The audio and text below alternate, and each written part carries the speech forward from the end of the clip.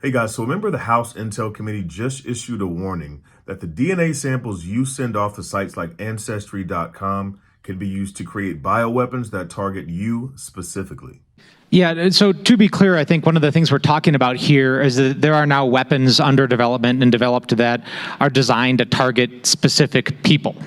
Right, that's what this is, where you can actually take someone's DNA, take their medical profile, and you can target a biological weapon that will kill that person or take them off the battlefield or make them inoperable.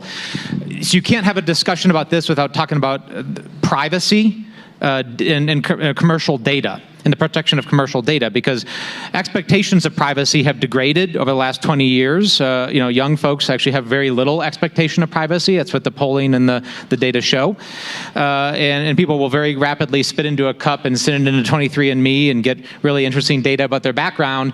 And guess what? Their DNA is now owned by a private company and can be sold off with very little intellectual property protection or privacy protection. And we don't have legal and regulatory regimes to deal with that.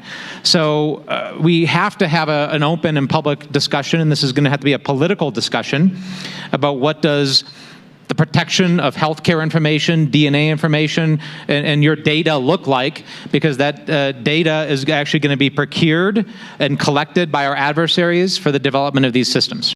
A report that came out last year shows that the Chinese government has actually been developing bioweapons that are meant to target specific races or ethnicities. So just make sure you guys think twice before you send in your saliva samples.